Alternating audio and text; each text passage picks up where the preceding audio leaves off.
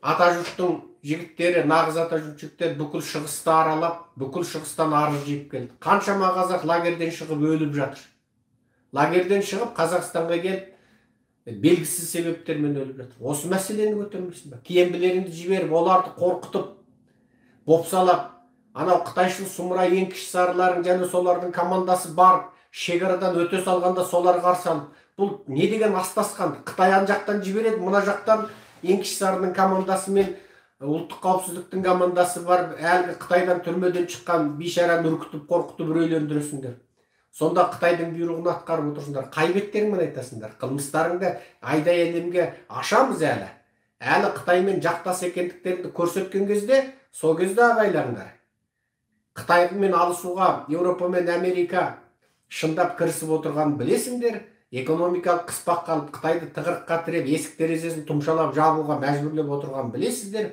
Ал енді түйені жел ұшырса ешкіні аспаннан көресің деп, Қытайменен ақырындап экономикалық жолмен алысқанмен сеніменен бүйтіп шекеңді бүйтіп саусағымен шертіп құлататындығын ұмытып қалмаңдар. Аяқтарыңды абайлап басып, мына жезөкше саясаттарыңды жүргізсеңдер, дұрыстап жүргізіп, мына жылап еңіреген қазақтың мәселесін бірінші шешіңдерші, сосын біз де үнімізді өшіре қояйық. Екінші бір тақырып.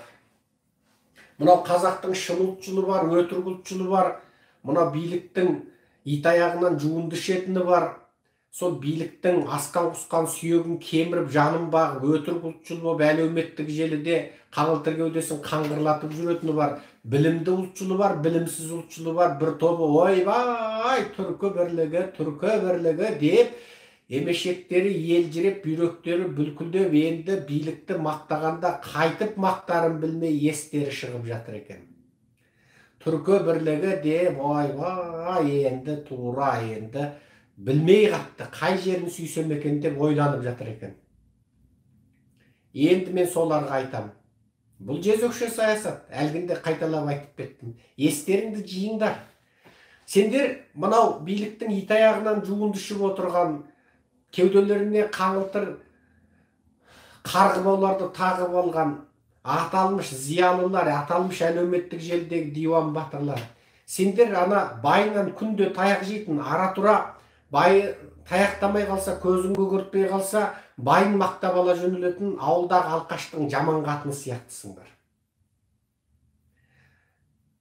Анау алқаштың қатындары болады ғой, күнде көзі көгер, бай күнде ұрады жаңағы. Не кетпейді, не ажырасып кетпейді, не тастап кетпейді, не қоймайды. Содан бір күні бай, бір күн ұрмай қалған күні мәз болады ғой, менің байым алтын, шіркін, алтын жігіт қой, алтын жігіт. Бұндай жігіт көкте бар, жерде жоқ дейді міне. Сол сияқтысыңдар. Мынау жезөкше билік сендерді жаңа қазақтың мүддесін 1000 рет сатса, сендер үндемейсіңдер. Бір рет аяқ астынан есінен танған адам құсап, ана шашегіп алған жынды құсап, аяқ астынан түркі бірлігі деп 40-50 жылы Қызыл Қытайдан қырғын көріп қашқан қазақтардың әңгімесін айта қалғанда ел жүрем осы биліктің қай жерін сүйсек екен деп мақтарға сөз таппай қиналып қапсыңдар. Естеріңді жиыңдаршы. Наркоман ешқашан оңалмайды.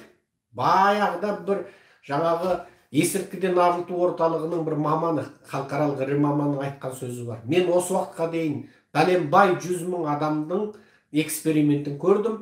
Осы есірткіден арылғанын көрген жоқпын дейді. Есірткіден арылту орталығы деген тек сол есірткіге тәуелді адамдың туыс туғандарының ақшасын алып, соларды бір орталықта басқару үшін ғана керек дейді.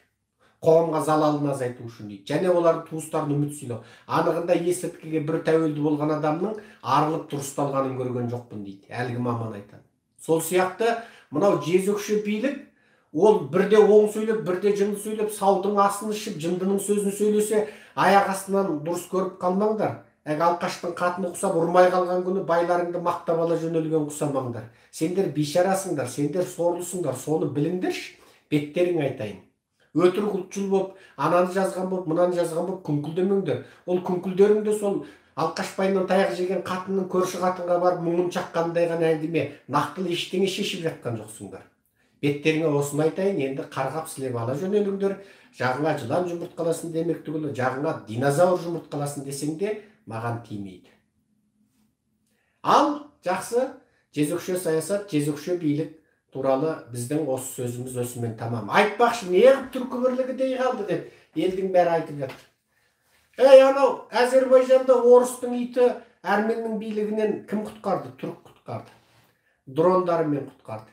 1 миллион доллар тұратын орыстың тәңкілерін, 200 мың доллар тұратын түріктің дрондары тас-талқан қылды. Шемішке шеш шақты. Шемішке шеш шақты.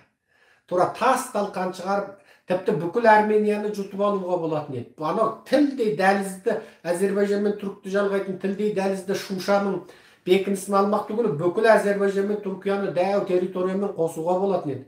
Ол жерге әрмендер сырттан келген анығында. Орыстың күшімен орыстар әрменді жаңағы сол жерге Әзербайжан мен түріктің ортасын бөлуге әдей орыстар қойып қойған. Болмаса түркі халқы біріне бірі жалғасып отырған халық. Әзербайжан мен түрік бірімен бірі бір тілде сөйлейді. Олар шын мәнінде Әзербайжан мен түрік бір халық, екі мемлекеті бар, бір халық. Айырмасы азғантай ғана айырмасы бар. Шымкенттің қазағы менен осы Семей Өскеменнің қазағының тіліндей ғана айырма бар. Басқа айырма жоқ. Ал енді сол Әзербайжанды түріктер орыстың итінен құтқарғандығын көріп, біздің сорлылар енді кем дегенде мына қазақтың қанын кеспей сөріп отыр ғой, ана жіліктің майлы басын мүжіп отыр. Енді орыс қайта-қайта жаңағы аессалам ақша бер, 5 миллиард, 10 миллиард дейді.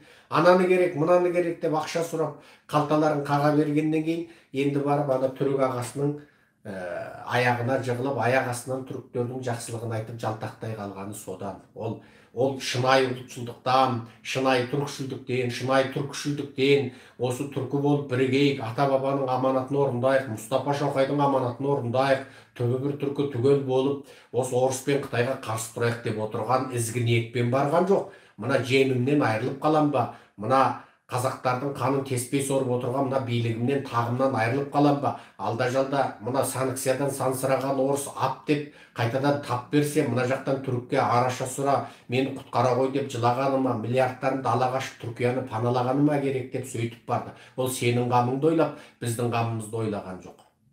Жақсы, аман болыңдар. Жезөкше биліктің жезөкше саясатын тани түсіңіздер деп сіздерге үшбу лекцияны сөйлеуші Серікжан Біләшұлы Америка құрама штаттарынан. Сіздерге қайырлы түн болсын, бізге қайырлы күн болсын. Қазір Тексаста түскі сағат 11:59, 13 қараша 2021 жыл. Сау сәлемет болыңыздар. Бөлісуді, таратуды ұмытпаңыздар, лайк басқанды ұмытпаңыздар.